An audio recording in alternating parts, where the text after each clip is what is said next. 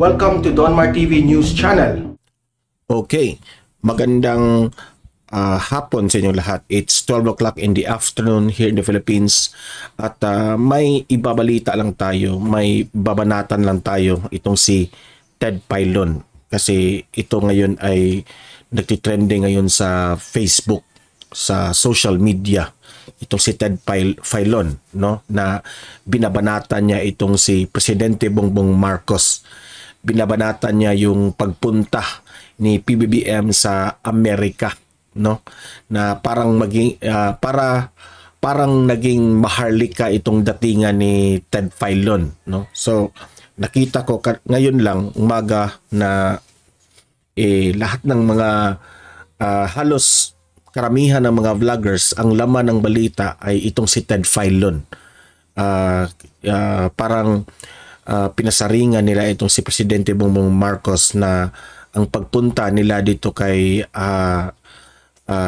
President Joe Biden sa Amerika parang hindi raw essential itong pagpunta doon dahil marami rang problema dito sa Pilipinas at yung tungkol nga sa budget raw na meron raw mga nakapunta doon na bakit raw nakasama ganyan, no. So parang itong si Ted Filon ay talagang masasabi natin na binabanatan yung presidente, no? So sa atin lang dito na may napansin lang tayo dito kay Ted Filon ng kanyang pagbanat kay Presidente Bongbong Marcos. Pero bago ang lahat guys, help me na i-like at i-share itong video natin sa Facebook at sa YouTube para kakalat naman ito sa taong bayan. Okay? Sabay-sabay tayong mag-like and share. 1, 2, 3, go! And also guys, subscribe, follow Donmar TV para lagi kayong updated sa mga balita na kagaya nito. Okay? So sabay-sabay tayong mag-follow and subscribe Donmar TV sa Facebook at sa YouTube. 1, 2, 3, go! Thank you. So ito na nga, itong si Ted Filon na pasasabi ko na ano ba talaga Ted Filon? Hater ka ba? Kay Presidente Bongbong Marcos? Kasi ang napapansin ko sa panahon ni former Vice President Leni Robredo, no? Maraming mga pasaway na mga ginagawa ni former Vice President Leni Robredo pero hindi mo pinupuna, hindi mo binabanatan. Ngayon, na itong si Presidente Bongbong Marcos na pumunta sa Amerika, na this is very essential, na tungkol nga ito sa mga usaping MDT, no? Yung ating Mutual Defense Treaty na merong mga changes, merong mga dapat ayusin dahil ito ay future ng ating bansa. Pinupuna mo. Di ba? Sabi nga dito kay Badong Aratiles, no, nakita ko ang kanyang vlog, na dapat maging proud tayo na itong ating Presidenteng Bongbong Marcos ay ininbitahan ng mga mayayamang bansa, mga malalaking bansa, kagaya ng China, kagaya ng US. Di ba? Ikaw, Ted Filon, hindi ka ba proud dyan? Mas iniisip mo pa yung mga negativity. Mas iniisip mo pa yung maging marites ka na pumunta doon, may kasama pa ba yung mga ganun-ganyan? Bakit sinama ni PBBM itong mga taong ito? Kasi may pinapalabas itong si Ted Filon na may mga kasama raw itong si PBBM na hindi na raw necessaryong pumunta doon.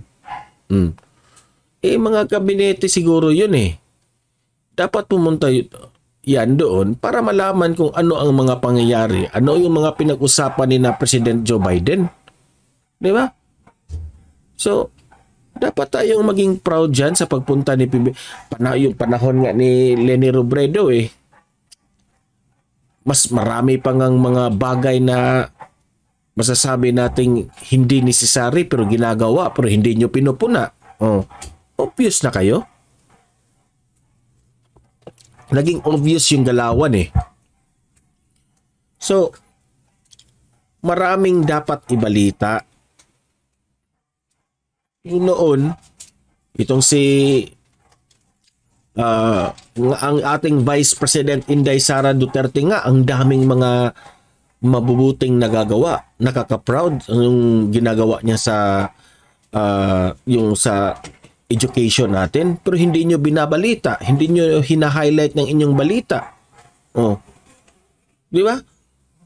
Kasi sabi ng mga vloggers, sabi ng mga ibang mga nag-a-analyze, ipinipili lang ninyo ang mga balita na gusto ninyong ilahad.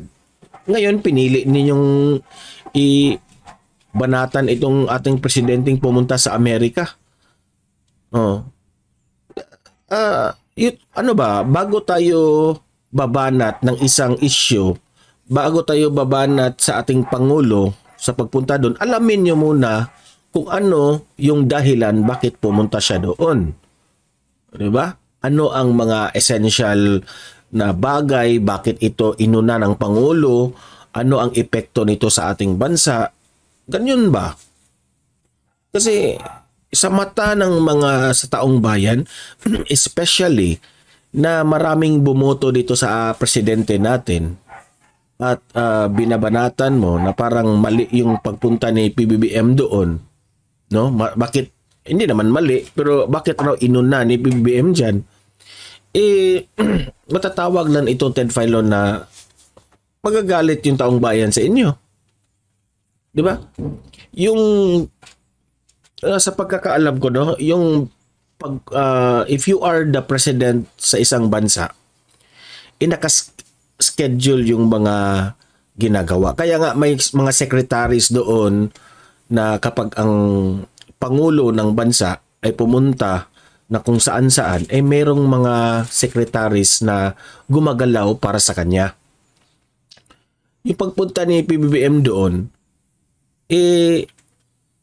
pag alis niya sa bansa, meron na yung nakaplano na yan lahat kung ano yung mga ibinilin niya dito sa bansa natin. So wag mong sabihin na bakit inuna niya doon. Oh. Yun ang ating di ba? So kayong mga audience ko dito, anong masasabi niyo dito kay Ted Filon? Bitter lang ba itong newscaster na ito? Oh.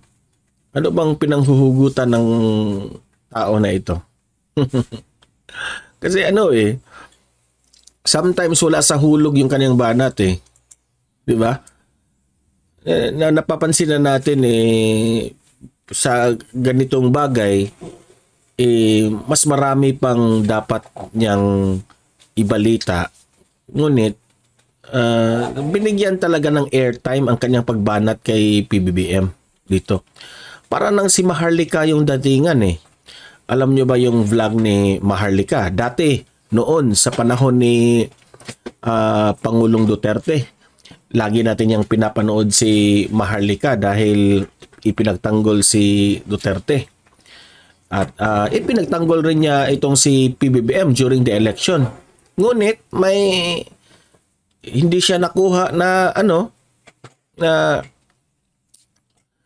may alam nyo na kung ano nangyari. Ngayon binabarata niya yung Pangulo halos araw-araw na. Hindi niya nga ibinalita yung mga magagandang ginawa ng ating bansa natin, ng ginagawa ng Pangulo. 'Di ba? Kung ikaw ay isang vlogger, kung ikaw ay isang masasabi nating journalist, media, news personality, dapat sa gitna lang tayo. 'Di ba?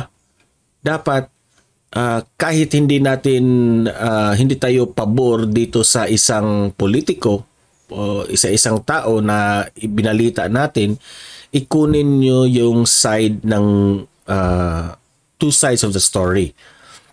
Ano bang dinulot nito? Bakit niya ginawa ito? Ganon, ganyan. 'Di ba? Marami naman tayong ibinalita na dapat balance, no? Hindi lang tayo puna kay puna. Alamin rin natin kung ano ba ang epekto nito. Bakit niya ginawa niya ito? Ganun ba? Di ba? Wala tayo doon sa pamamahayag na yung bad side yung tinitira natin. Yung nililin lang natin yung taong bayan na parang sinusulsulan natin yung taong bayan na magalit sa Pangulo. Hindi. Let's talk facts here. Let's mag-real talk tayo dito. No? Bakit ganito yung nangyari? Okay?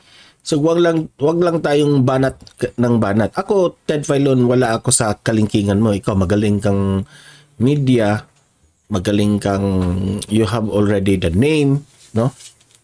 May pangalan ka na sa larangan ng pamamahayag, no? Pero ang sa atin lang, kahit gaano ka na ka-professional, gaano nakalaki yung narating mo, ako dito, no, kahit simpleng vlogger lang, hindi naman tayo ganun kalawak ang ating reach dito sa Facebook, no? Pero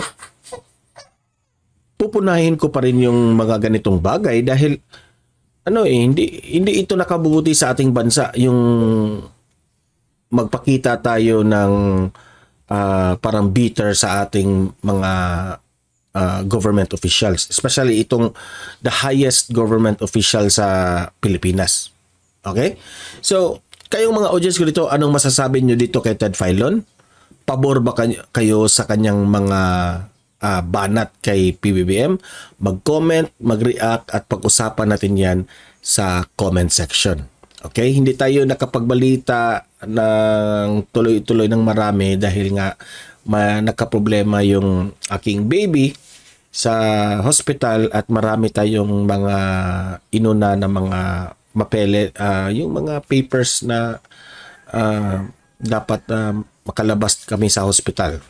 So, guys, ayan, patuloy nating i-update ko kayo dito sa nangyari kay PBBM at see you in my next video. I-like at i-share itong video natin sa Facebook at sa YouTube. Subscribe, follow Don Mar TV para lagi kayong updated sa mga panibagong balita sa ating bansa. Okay? So see you in my next video.